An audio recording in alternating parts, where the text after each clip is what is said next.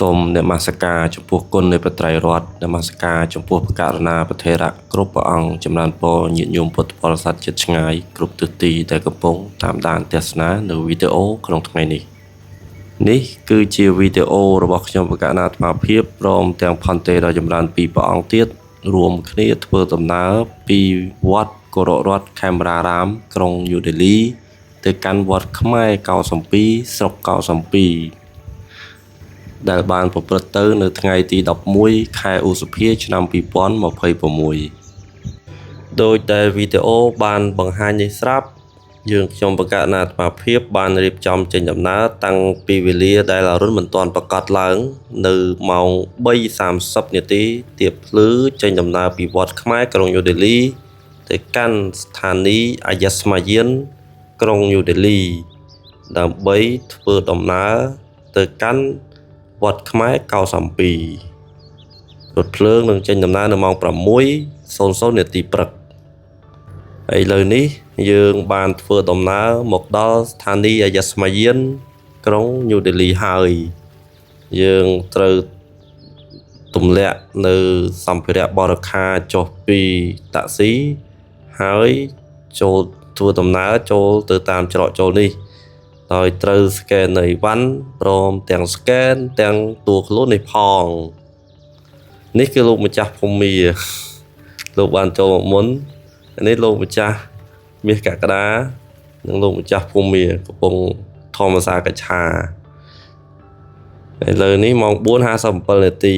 យើងត្រូវរងចាំរហូតដល់ម៉ោង 7:06 ទើបរថភ្លើងនេះបានមកដល់តែយើងត្រូវតែពិនិត្យមើលនៅលេខនៅទី1ឈ្មោះក្បាលរថភ្លើងទី2លេខរថភ្លើងហើយទី3យើងត្រូវដឹងទូរថភ្លើងរបស់យើងនិងទី4គឺលេខកៅអីរបស់ខ្ញុំប្រកាសអាត្មាភាពនេះគឺលេខ14 Windows size ដូច្នេះយើងអាចចូលប្រើប្រាស់បានហើយនៅគៀកនឹងមាត់បង្អួចស្រាប់ងាយស្រួលក្នុងការថតផ្ដិតយកនៅទេសភាពតាមដងផ្លូវធ្វើជាវីដេអូមួយនេះសម្រាប់ប្រកេនចែកជូនប្រកាសណាញាតិញោមទស្សនាដើម្បីបានជាប្រយោជន៍ទៅថ្ងៃក្រោយឥឡូវនេះពេលវេលាកំណត់ក៏បានមកដល់វេលាម៉ោង 6:00 នាទីព្រឹករថភ្លើងក៏ចាប់ផ្ដើមចេញដំណើរពីស្ថានីយ៍អាយ៉ាស្មាយានក្រុងញូដេលីទេសភាពស្រស់ត្រកាលបង្ហាញនៅតាមបង្អួចនេះហើយបរិយាកាសនៅក្នុងរថភ្លើងក៏មានផាសុកភាពដែលអាចឲ្យយើងសិក្សារៀនសូត្រធ្វើកិច្ចការងារឬមួយអានសភៅជាដើមបានឥឡូវនេះអរុណក៏ប្រកាសហើយកាលនៃអាហារភោជនក៏បានមកដល់ភ្ជាប់មកជាមួយសម្បត្តិនេះស្រាប់មានអាហារពីរពេលសម្រាប់អ្នកដំណើរនៅលើរថភ្លើងនេះយើងចូលកលេចមកទស្សនានៅទេសភាពទៅកំពុងបង្ហាញតាមបង្អួចនៃទូរថភ្លើងនេះគឺទេសភាពមជ្ឈមប្រទេសនារដូវក្តៅប្រកាសណាញាតិញោមដល់ច្រើននិមន្តនឹងជួយមកតែរដូវត្រជាក់បន្ទាប់ពីចេញព្រះវស្សាហើយភ្លាមឬក្នុងខែ12ខែ1ខែ2អីជាដើមទេរីឯខ្ញុំកណាកំពុងធ្វើដំណើរនេះគឺនៅក្នុងខែឧសភាគឺខែ5ទៅហើយអាកាសធាតុខុសប្លែកពីរសជាតិដែលលោកម្ចាស់ញាតិញោមបានភ្លក់រដង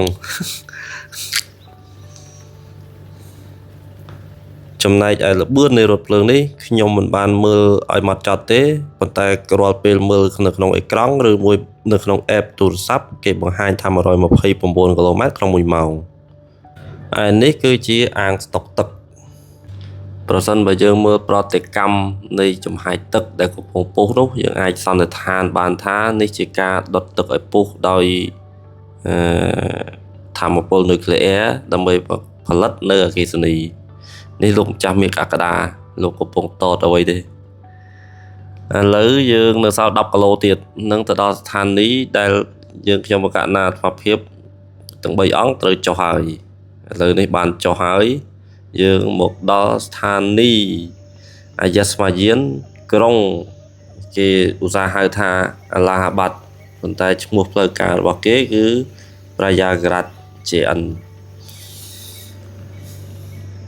ចំពោះសេចក្តីអត្ថបទខ្ញុំកាលណាបានសរសេរជា subtitle រួចហើយលោកម្ចាស់អាចស្កប់វីដេអូនឹងមើលទៅដើម្បីលម្អិតខ្ញុំមិនអត្ថបទក្នុងនេះទេថ្ងៃក្រោយខ្ញុំនឹងអត្ថបទក្នុងសភៅមួយក្បាលខ្ញុំសរសេរឥឡូវយើងចម្រើនប៉ូលីស្ថានីយ៍រថភ្លើងទៅបន្តដំណើរទៀតនេះគឺតម្រៃងងមូលតម្រៃមុខ4ហើយនេះគឺជាផ្លូវទៅកាន់ពលានយន្តហោះក្រុងអាឡាហាបាត់រដ្ឋ UP រដ្ឋ UP គឺរដ្ឋឧត្តរប្រទេសហ្នឹងឯងមុខផ្លូវមុខពលានគេនេះធ្វើបានស្អាតតែពិតថតទៅវាចាំងកញ្ចក់ឲ្យផងទៅឃើញផ្ទាល់ស្អាតជាងនេះទៀតនេះគឺពលានយន្តហោះឥឡូវយើងបានមកដល់វត្តខ្មែរ92ហើយលោកម្ចាស់ញាតិញោមនឹករលឹកឃើញរឿងអីខ្លះតាក់ទងនឹងដែនដី92នេះមានរឿងច្រើនណាស់នៅទីនេះនៅសម័យពុទ្ធកាលទឹកដី92នេះជាដែនដីឬថាជារាជាណាចក្ររបស់ព្រះបាទឧទែនដ៏ល្បីល្បាញក្នុងសម័យពុទ្ធកាលឥឡូវវីដេអូខ្លីនេះក៏សន្មតថាដល់ទីបញ្ចប់ហើយអេវ៉ាំងជួបគ្នាវីដេអូក្រោយទៀត